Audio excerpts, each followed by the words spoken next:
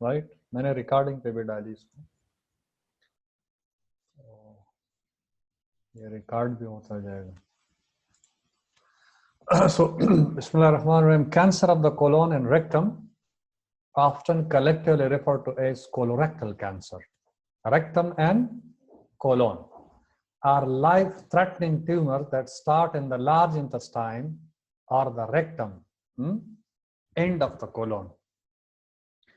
That is the rectum.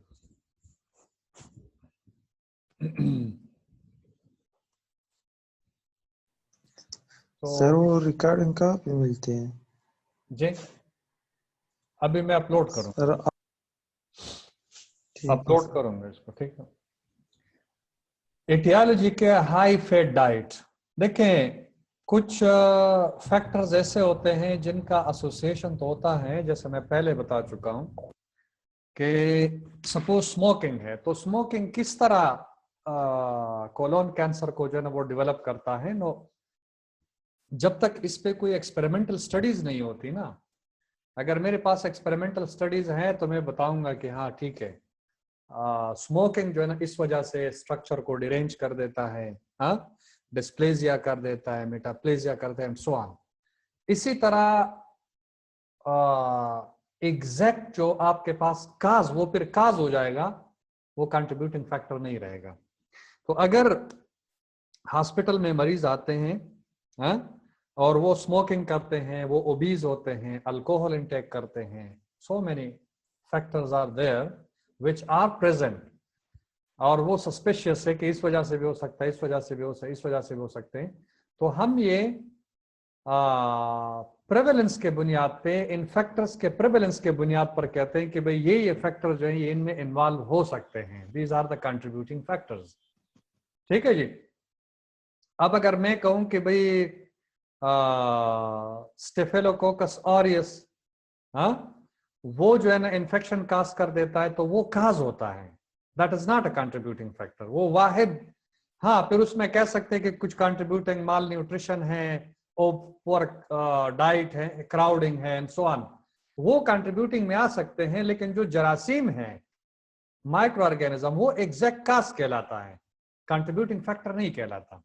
तो ये जितने भी मेंशन है यहाँ पे, ये सारे कंट्रीब्यूटिंग फैक्टर है, बिकॉज जो कैंसर है, कोलोरेक्टल कैंसर, उसका एग्जैक्ट काज जो है वो मालूम नहीं है।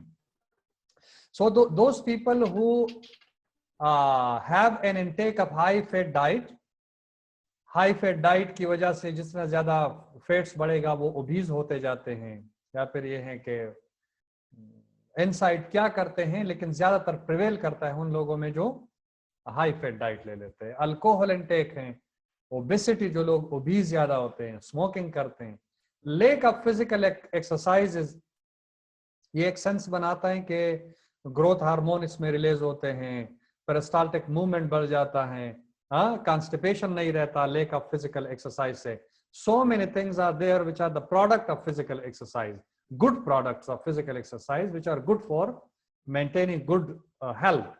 तो उसमें आप ये कह सकते हैं कि भाई एक्सरसाइज का इतना ये फायदा है जो हम करते हैं, हम पढ़ते हैं करते हैं कि स्वेट जो है ना वो नॉक्शियस जो सब्सटेंसेस होते हैं in the form of sweats, वो निकल जाते हैं, जिस्म का जो टेम्परेचर है वो कम हो जाता है जब आपका स्वेट बाहर निकल जाता है। सो मेनी थिंग्स आप जो है इसको वो कर सकते हैं, इसके साथ लिंक कर सकते हैं। कुछ चीजें ऐसे होती हैं जिनको आप मुश्किल से लिंक करते हैं जब तक आपके पास कोई एक्सपेरिमेंटल स्टडीज ना हो। तो ये है lack of physical exercise. People with inflammatory bowel disease, ulcerative colitis है, क्रोन्स डिजीज है, are at increase risk of colon cancer.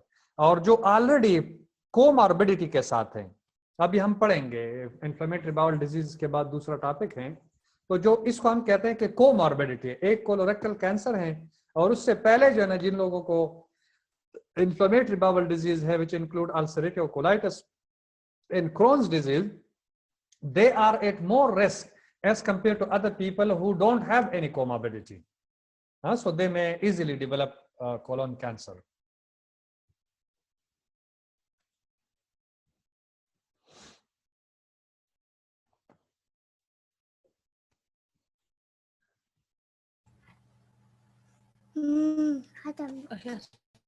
अच्छा जी, पैथोफिजियोलॉजी ये डेवलप कैसे होता है? ये माइक जरा बंद कर दे, जो भी है, बच्चे की आवाज आती है तो उसको बंद कर दे। Adenocarcinoma is the most common type of colon cancer. अब एडनोकार्सिनोमा क्या है? जो एपिथेलियल टिश्यूज होते हैं, ग्लैंडुलर टिश्यूज होते हैं जो सेक्रीट करते हैं, इसको हम एडनोकार्सिनोमा कहते हैं। तो इसका मतलब ये है कि कोलोन में जो सुपरफिशियल टिश्यूज होते हैं, जो एपिथेलियल टिश्यूज होते हैं, उसका जो carcinoma, that is the most common type of colon cancer. Most colorectal cancer appear to arise from adenomatous polyps. Adenomatous polyps का मतलब ये है कि जो सुपरफिशियल लेयर है और वहां पर कोई पोलिप, पोलिप आपको पता है जैसे पोड़ा होता है, दाना सा निकलता है, पल्प सा, जैसे नेजल पोलिप्स है। नाक में अगर आप देखें तो व्हाइट या येलोविश कलर के जो है ना वो फोड़े से निकलते हैं, तो उसको हम कहते हैं polyp. All tumor tend to spread through the wall of intestine and into the lymphatic system. Tumors commonly spread to the liver because the venous blood flow from colorectal tumor is through the portal vein. Since the cancer of the colon may spread by direct extension or through the lymphatic or circulatory system, the liver and lungs are major organs of metastasis.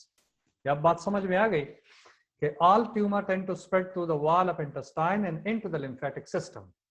Tumors commonly spread to the liver because the venous flow from the colorectal tumor is through the portal vein. यहां से when निकलते हैं, ठीक है ना, पहले वो जो है ना आपके लीवर में जाते हैं, लीवर के बाद जो है ना आपके हार्ट्स और फिर लंग्स में जो है ना वो चले जाते हैं सर्कुलेटरी सिस्टम के थ्रू। तो ये ऑर्गन जो आपका लीवर है, लंग्स है, ये मेजर इसको मेटास्टेसिस हो सकती है इस कोलोन कैंसर। अच्छा जी, ये अगर आप देखें तो इट्स स्ट्रक्चर, और ये वाला जो है, ये जो आपको चेंज कलर के साथ पीला नजर आ रहा है, और ये पोलिप है, मैंने कहा जैसे दाना सा निकलता है, कोलोन पोलिप है। यहां से ये स्टार्ट होके ओरिजिनेट होके इस तरह की शक्ल इख्तियार कर लेता है, फिर वहां से जो है ये मेटास्टेसिस की तरफ जो है ना वो चले जाते हैं, दूसरे ऑर्गन तक पहुंच जाते हैं। क्या अलामात होंगे, साइन एंड सिम्टम क्या होंगे? Many cases of colon cancer have no symptoms. The following symptom, however, may indicate colon cancer: abdominal pain and tenderness in the lower abdomen, blood in the stool, diarrhea, constipation, or other changes in bowel habits, narrow stools, weight loss with no known reason. Weight loss with no known reason मतलब wait आपका loss हो जाता है, आपको पता नहीं चलता कि पता नहीं किस वजह से लॉस हो रहा है, तो ये भी एक निशानी है कि कोलोन कैंसर की। Diagnosis, imaging test for diagnosis colorectal cancer include your colonoscopy, colon की आप थ्रू स्कोपी करें। जी जी, एक्सक्यूज मी सर। जी जी सर पिछली स्लाइड समझा दें, वो आवाज कट रही थी मुझसे, वो वाली स्लाइड मिस हो गई। अच्छा जी, ये many cases of colon cancer have no symptoms, कहते हैं कि बहुत सारे लोगों को होता है लेकिन उनको साइन सिम्टम नहीं होते। द फॉलोइंग सिम्टम हाउएवर में इंडिकेट कोलोन कैंसर, लेकिन ये जो नीचे अलामात हैं ये कोलोन कैंसर को जाहिर करता है। तो उसमें क्या है? Abdominal pain and tenderness in the lower abdomen, blood in the stool, diarrhoea, constipation और other change in bowel habits, narrow stools. Narrow stool का मतलब समझते हैं, यानी इनका जो बल्क है वो कम होगा, नैरो होगा, इसलिए कि वह पाथ जो है जहां पर कैंसर होगा, ट्यूमर बनेगा, तो उस पाथ से जब निकलता है तो वो नैरो हो जाता है। Weight loss with no known reason, और वेट लॉस होगा लेकिन रीजन इसको पता नहीं होगा किस वजह से मेरा वेट जो है ना वो लॉस हो रहा है।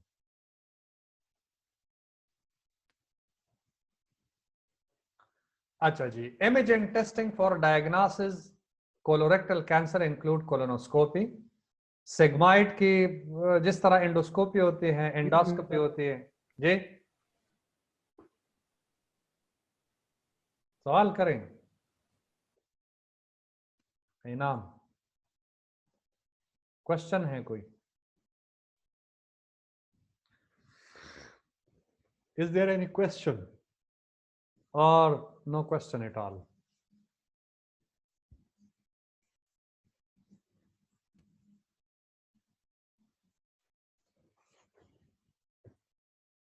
हाँ जी, blood tests that may be done include complete blood count. जाहिर से बात, जब ब्लड आएगा तो आपका सीबीसी पे इफेक्ट पड़ेगा, to check for anaemia. Liver function test, हमने अभी ये कहा कि ये स्प्रेड हो सकता है तो लिवर फंक्शन टेस्ट भी करें। Computer tomography scan, CT scan भी करें, हाँ, ताकि क्लियर पता चले इमेजेस से कि है क्या एक्चुअली।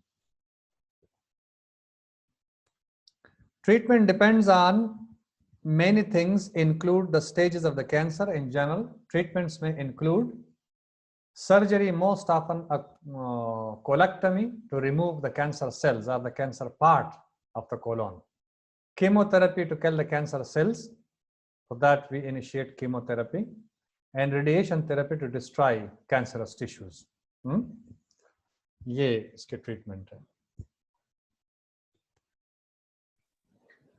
अगर आप इसको ट्रीट ना करें, ना करने की सूरत में फिर क्या होगा कि ब्लॉकेज ऑफ द कोलोन, इसको एज इट इज रहने दे, सर्जरी ना करवाएं, कोई और जो है ना ट्रीटमेंट पे आप ना जाएं, हाँ, मैनेजमेंट, तो फिर वो ब्लॉकेज हो सकता है, cancer returning in the colon, और रिलैप्स भी हो सकता है, cancer spreading to other organs और टिश्यूज, मेटास्टेसिस हो सकता है, and development of a secondary primary colorectal cancer, और सेकेंडरी प्राइमरी कोलोरेक्टल कैंसर जो है ना वो डेवलप हो सकते हैं।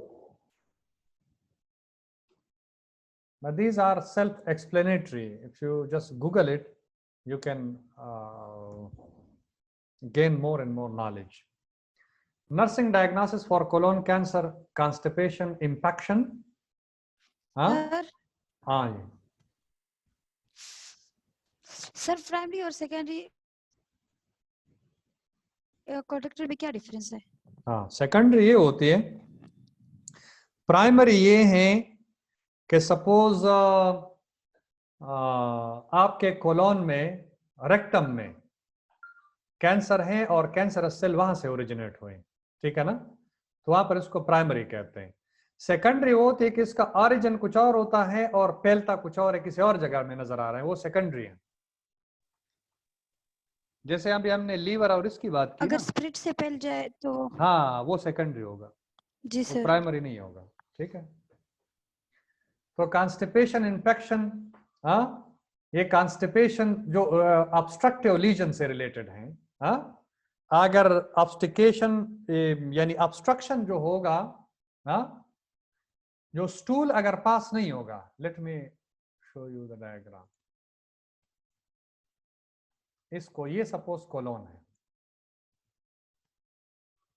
फिर ये इस तरफ आया हुआ है, हाँ? ये भी है, यहां पर लेट सपोज मैं अज्यूम कर लेता हूं,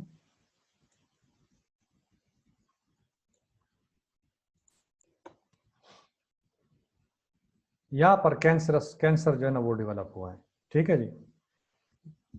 ये पोलिप से स्टार्ट होके यहाँ पर ट्यूमर सा बना, नैरोनेस के बाद किए कि यहाँ पर अगर बल्ब बनेगा तो इधर इस तरह बनेगा स्टूल का, लेकिन यहाँ से जब गुजरेगा तो ये नैरो होता जाएगा, इसलिए कि स्पेस नहीं है, तो नैरो स्टूल जो बल्क है वो नहीं रहेगा। एक तो हमने ये बात की। अच्छा, दूसरा ये कि ऑब्स्ट्रक्शन होगा, क्यों, ये पिछला वाला हिस्सा अगर ये भर जाए, यहाँ पर ये पूरी तरह ऑब्स्ट्रक्टेड है, आगे तो पास नहीं होगा, तो ये इट विल रिमेन हियर, तो यहाँ पर जो है ना वो कॉन्स्टिपेशन हो सकता है और स्टूल इंफेक्शन हो सकता है, यानी जो स्टूल है जो आगे पास नहीं हो रहा हो यहाँ पर इंपैक्ट हो जाएगा, पस जाएगा और हार्डन होता जाएगा। समझ में आ गई बात? हाँ जी। Acute pain, chronic, related to tissue compression, secondary to obstruction. अब acute pain या chronic pain related to tissue compression, जहाँ जाहिर सी बात है कि ट्यूमर की वजह से या स्टूल की वजह से जो भी टिश्यूज कंप्रेस हो जाते हैं, बेसिकली ट्यूमर की वजह से, जैसे साइज में बढ़ता जाता है उतना ही ये टिश्यूज को कंप्रेस करता जाता है, ठीक है जी। तो पेन हो सकता है क्योंकि वहां पर नर्व इनर्वेशन होती है ना, जहां जहां भी आपका आपके ऑर्गन्स हैं ये हैं, यहाँ भी न्यूरॉन होते हैं, ठीक है ना। यहाँ पर ये सारे इनर्वेशन होती हैं nerve ending.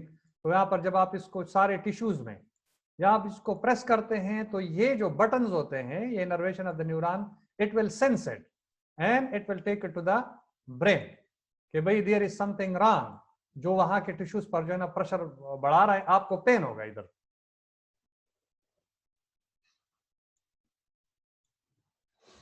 Fatigue related to anaemia and anorexia, जब आपको भूख नहीं लगती, आप अनीमिक हैं, आपको प्रॉपर जो है न्यूट्रिएंट्स नहीं मिल रहे हैं एनर्जी के लिए, तो आप फिर फटीग जो है ना वो थकावट महसूस करेंगे। तो टायरनेस और फटीग में फर्क ये है कि टायरनेस आपको काम की वजह से हो जाता है जो थकावट, और फटीग जो है आपको डिजीज की वजह से हो, उसको थकावट कहते हैं।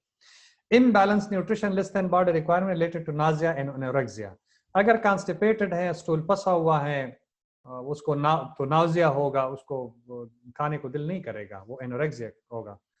Deficient fluid volume related to vomiting and dehydration, volume भी, फ्लूइड वॉल्यूम डिफिशिएंट भी होगा। जाहिर सी बात, जो पानी आप पीते हैं वो फिर आपके वेंस के थ्रू जो है ना वो लीवर में, फिर हार्ट में चले जाते, फिर बाकी टिश्यूज तक जो है ना वो पहुंच जाते हैं। जब आपको एनोरेक्सिया होगा या सही अब्जॉर्प्शन नहीं होगी, तो फिर आपका ब्लड वॉल्यूम जो है वो कम हो जाएगा, तो फ्लूइड वॉल्यूम डिफिसिट हो सकता है। Anxiety related to surgical planning and diagnosis of cancer. Anxiety related to surgical planning and diagnosis of cancer. आप just imagine कि अगर किसी को ये पता चल जाए इन यंग एज, ओल्ड एज में तो खैर फिर भी वो हो सकता है, लेकिन यंग एज में अगर आपको कोलोन कैंसर हो जाए, हाँ, तो कितना मतलब बंदे को जो है ना वो दुख होता है कि भाई मैं क्या करूँगा, अब इसका ट्रीटमेंट, अब घर पे जो है ना वो बोझ, मनी, बच्चे, ये सारी चीजें जो है ना वो फिर बहुत ज्यादा, और फैमिली प्रॉब्लम्स, कितना, एक किसी का बेटा है, जवान बेटा है और उसको कोलोन कैंसर हुआ, हाँ, तो वो क्या करेंगे, उन पर क्या बीतेगा। तो एक तो मरीज हैं खुद, जब हो जाए तो सर्जिकल प्लानिंग भी होती है, और डायग्नोसिस ऑफ कैंसर सबसे बड़ा बम है, और उसके बाद सर्जिकल प्लानिंग के कब सर्जरी करवाऊंगा, और पैसे है भी कि नहीं है, सर्जरी होगी तो कामयाब होगी कि नहीं होगी, ये सारा एंजाइटी होता है ना। अच्छा जी, nursing intervention, monitor nutritional intake and weight patient regularly. Monitor nutritional intake क्यों, कि हम ये जाने क्या वाकई खाने कुछ ना कुछ खाना खा रहे हैं, अगर कुछ ना कुछ खाना खा रहे हैं तो सेहत जो है ना वो मेंटेन होगी, अदरवाइज तो नहीं होगी ना। एंड वे पेशेंट रेगुलरली, ताकि आपको पता चले कि वेट फर्दर जो है ना वो लॉस हो रहा है कि नहीं हो रहा। Provide comfort measure and administer analgesics as order. Provide comfort measures, जो भी कंफर्ट मेजर्स हैं, उनको पेन हो रहा है तो उसको जो कंफर्ट मेजर आप प्रोवाइड कर सकते हैं। इरिटेशन हो रही है तो उसके एनवायरनमेंट को जन आप कंफर्ट जोन बना दें, और एनाल्जेसिक दिया करें, अगर पेन शदीद हो रहा है तो आप उसको एनाल्जेसिक दे सकते हैं। अच्छा जी, prepare the patient for surgery as indicated, और जैसे ही उनसे कहा जाता है कल या परसों सर्जरी होने वाली है तो उसको आप प्रिपेयर कर दें। प्रिपरेशन में ये है कि उसके एंजाइटी स्ट्रेस को दूर करें, उनको अवेयर कर दें कि फला आपकी सर्जरी होगी, इसी तरह आपकी सर्जरी होगी, इतने घंटे की सर्जरी होगी, ये मालूमात करके फिर हम उनको बता दें ताकि उसके एंजाइटी को जो है ना वो आप दूर कर सके और सर्जरी के लिए वो प्रिपेयर हो। Prepare the patient for the adverse effects of chemotherapy and take steps to minimize this effects. Prepare the patient for surgery as indicated. Prepare the patient for the adverse effects of chemotherapy and take steps to minimize this effects. और जो adverse effects होते हैं, for example जो alopecia है, alopecia इसमें बहुत common है chemotherapy में, बाल जड़ जाते हैं, हाँ, और बंदा जो है ना वो बिल्कुल बेल्ड नजर आता है, तो ये बॉडी इमेज डिस्टर्बेंस है। और ये है कि उसमें फीवर होता है, पेन होता है, ठीक है ना, बंदा जो है ना वो चीखता है जब केमोथेरेपी जो है ना वो ले लेता है। तो उसके लिए फिर आपने उनको एजुकेट करना है कि ये टेम्पोरारली है, एलोपेशिया जो है वो भी टेम्पोरारली है, और वक्त के साथ साथ ये बाल उगेंगे, और जो फीवर है या जो पेन हो रहा है ये भी इसी केमोथेरेपी की वजह से, जैसे ये कंप्लीट हो जाता है तो फिर आपको ये चीजें नहीं होंगी। Use strict aseptic technique when caring for IV catheters जो भी आईवी कैथेटर्स लगे हुए होते हैं, हाँ, चाहे यूरिनेशन के लिए हैं या कुछ और कैथेटर लगे हुए हों, सर्जरी के बाद लगे हुए हों, तो उसको आपने केयर करना है एसेप्टिक टेक्निक से। और एसेप्टिक टेक्निक ये है कि अपने आप को स्टेराइल कर दें एंटीसेप्टिक से, हाँ, जो भी है, आप ग्लव्स इस्तेमाल करें, आप गाउन इस्तेमाल करें, ताकि आपकी वजह से आपसे जो है इन्फेक्शन उन तक ना फैले, हाँ, और जख्म जो है वो हील हो जाए। Provide without infection, provide emotional support and encourage the patient to relieve stress and anxiety. और ये the most important thing for nurses, कि वो emotional support और encourage the patient to relieve stress and anxiety, ये कर दें।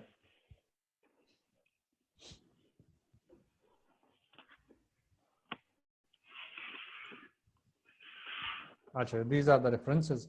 Any question in this lecture? कोई question है?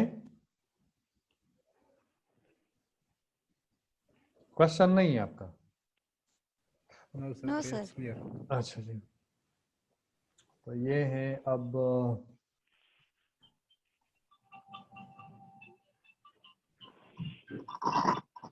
irritable bowel syndrome.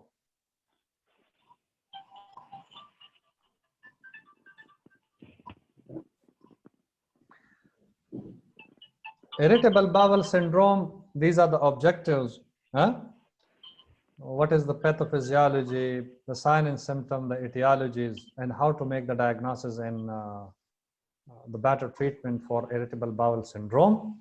And then you have to formulate the plan and care for the patient. So irritable bowel syndrome, IBS-R, spastic colon, is a symptom-based diagnosis characterized by chronic abdominal pain, discomfort, bloating, and alteration of bowel habits. हाँ, कभी जल्दी आ जाता है तो कभी जो है ना वो कॉन्स्टिपेटेड हो जाता है, इस पेन होता है, एंड सो ऑन। ये इरिटेबल बाउल सिंड्रोम है।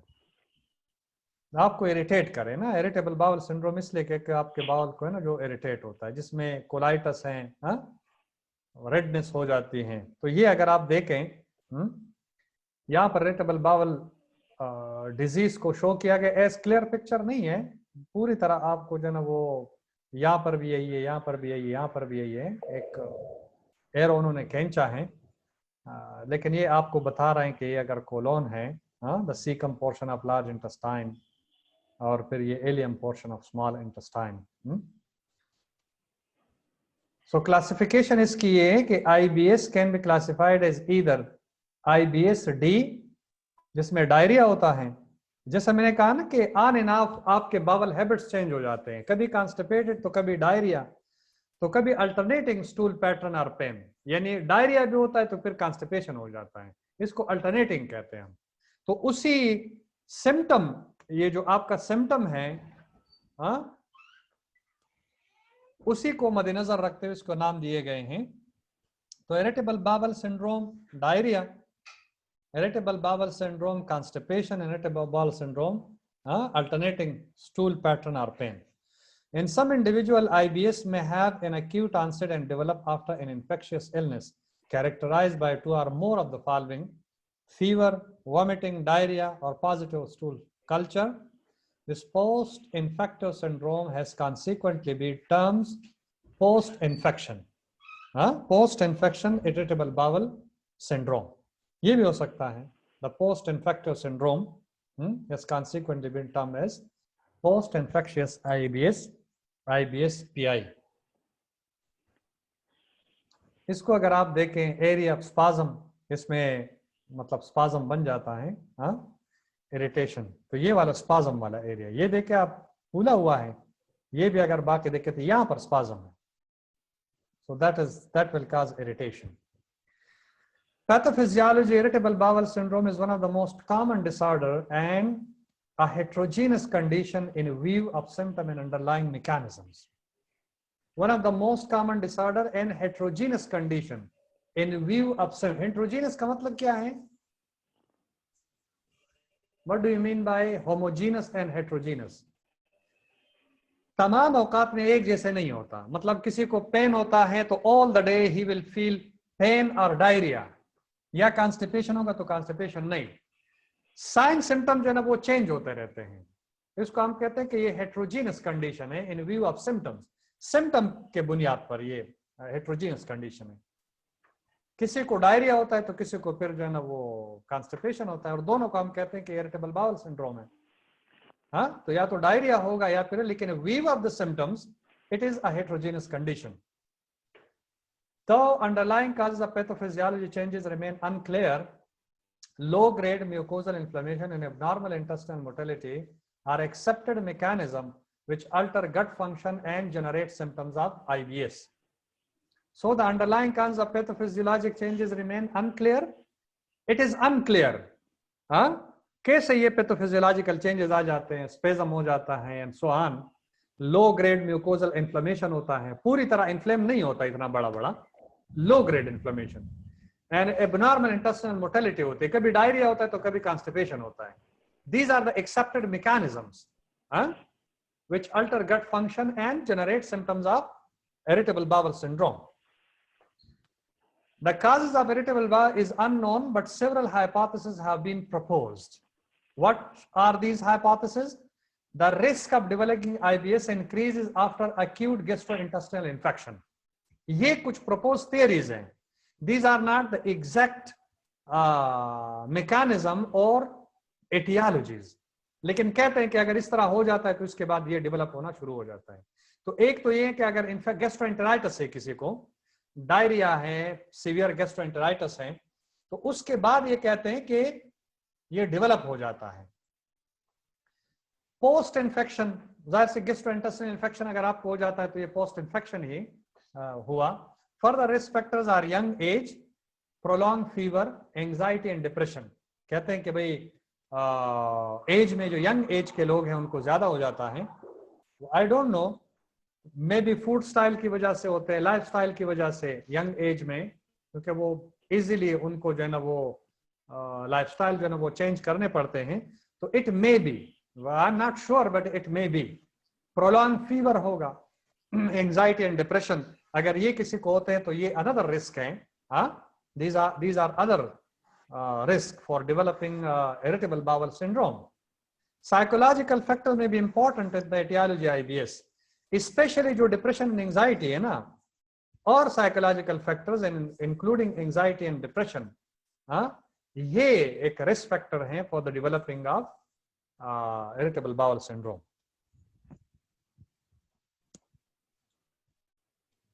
अच्छा जी, abdominal pain or discomfort in association with frequent diarrhea or constipation, a change in bowel habits. Abdominal pain or discomfort in association with frequent diarrhea or constipation, a change in bowel habit. इसी को हम change in bowel habits कहते हैं. Urgency for bowel movement is feeling of incomplete evacuation, bloating or abdominal distension. बंदे को ऐसा feel होगा जिसको irritable bowel syndrome है कि एक तो इसको फील होगा कि उनको मतलब डिफिकेट होने की जरूरत है, और ये है कि जब वो डिफिकेट हो जाता है तो वापस आ जाता है तो उसको ऐसा लगता है कि पूरी तरह जो है इवैक्यूएट नहीं हुआ, मतलब डिफिकेशन पूरी तरह नहीं हुई। ब्लोटिंग सा डिस्टेंशन फील करेगा, फूला फूला एब्डोमेन होगा, इसको ब्लोटिंग या एब्डोमिनल डिस्टेंशन कहते हैं। गैस्ट्रोएसोफेजियल रिफ्लक्स भी पेशेंट में होता है। जाहिर सी बात है अगर लॉन्ग टर्म कॉन्स्टिपेशन है और constipation related irritable bowel syndrome है तो फिर उसमें गैस्ट्रोएसोफेजियल रिफ्लक्स के चांसेस ज्यादा होंगे, जो खाएंगे तो वो वापस आ सकता है, रिगर्जिटेट हो सकता है। क्रॉनिक फटीग सिंड्रोम, जाहिर सी बात है कि जब वो एंजाइटी डिप्रेशन का शिकार होगा और फिर या तो हमेशा डायरिया होगा या फिर जो है ना उसको कॉन्स्टिपेशन होगा, तो ये क्रॉनिक फटीग को जो है ना वो डेवलप कर देता है। हेडेक एंड बैकएक, कमर में दर्द, सर में दर्द, psychiatric symptoms such as depression and anxiety, ये हो सकते हैं। डायग्नोस हम किस तरीके से करेंगे? How to make a diagnose, confirm whether it is irritable bowel syndrome C, it is irritable bowel syndrome A, or it is irritable bowel syndrome B for diarrhea. There is no specific laboratory imaging test that can be confirmed that we perform to diagnose irritable bowel syndrome. कोई इस तरह specific नहीं है जिसके बुनियाद पर हम diagnose बना सके, Diagnosis of irritable bowel syndrome involves excluding conditions that produce IBS-like symptoms and then following a procedure to categorize the patient's symptoms.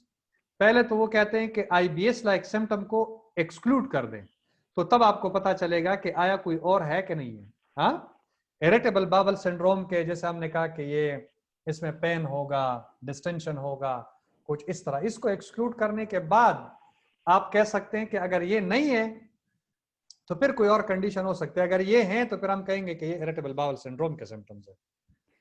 Ruling out parasitic infection, lactose intolerance, small intestinal bacterial growth and coeliac disease is recommended for all patient before diagnosis of irritable bowel syndrome is made. इन तमाम condition को exclude करते हुए जब आपको पता है कि सीलिएक डिजीज क्या है, बैक्टीरियल ओवरग्रोथ क्या है, इंटेस्टिनल, लैक्टोज इंटॉलरेंस में भी डायरिया होता है. जो मिल्क प्रोडक्ट लेते हैं ना, डेयरी प्रोडक्ट, इसके चीजें ले, जो भी दूध, दही या इन चीजों से बनी हुई चीज होती है, तो उनमें जो लोगों में लैक्टोज इंटॉलरेंस होता है, वो जब भी ये चीजें ले लेते हैं ना, तो उनको डायरिया हो जाता है, वो टॉलरेट नहीं कर सकते.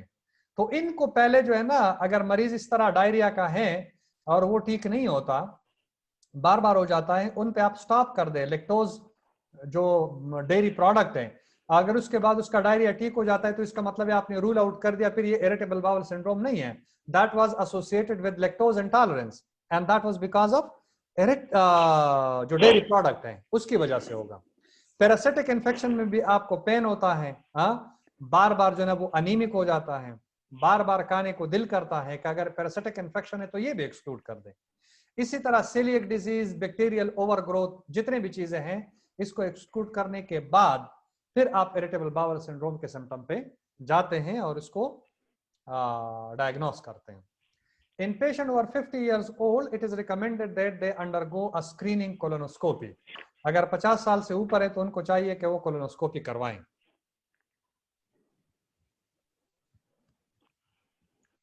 Investigation are performed to exclude other conditions. Stool microscopy and culture to exclude infectious conditions. Blood test, full blood examination, liver function test, erythrocyte sedimentation rate, serological test for celiac disease. तो ये test किए जाते हैं कि full blood examination, liver function test, erythrocyte sedimentation rate, serological test for coeliac disease, ये तमाम किए जाते हैं ताकि इनको आप एक्सक्लूड कर सकें कि ये तो कोई है नहीं. Abdominal ultrasound to exclude gall stones and other biliary tract diseases, इसके लिए आपने एब्डोमिनल अल्ट्रासाउंड करवाना होगा. Endoscopy and biopsies to exclude peptic ulcer disease, coeliac disease, inflammatory bowel disease and malignancies, इसको भी आप एक्सक्लूड कर दे through endoscopy and biopsies. Tissue लेके उसको जो है ना एग्जामिन करें माइक्रोस्कोपिकली कि ये डिजीजेस तो नहीं है. हाइड्रोजन ब्लड टेस्टिंग, जैसे अभी हमने कहा कि हाइड्रोजन जो है, हाइड्रोजन ब्लड टेस्टिंग, हाइड्रोजन बनता है कोलोन के दरमियान इन्फेक्शन की वजह से, मुख्तलिफ गैसें जो है ना वो बन सकती हैं, तो एक इनमें हाइड्रोजन ब्लड टेस्टिंग भी है. अगर इसको ब्रेथ के थ्रू आप इसको मतलब वो स्मेल करते हैं, कोई मशीन है डिटेक्टिंग, उसको भी आप करें कि इस तरह तो है नहीं, मतलब हाइड्रोजन तो है नहीं इसमें.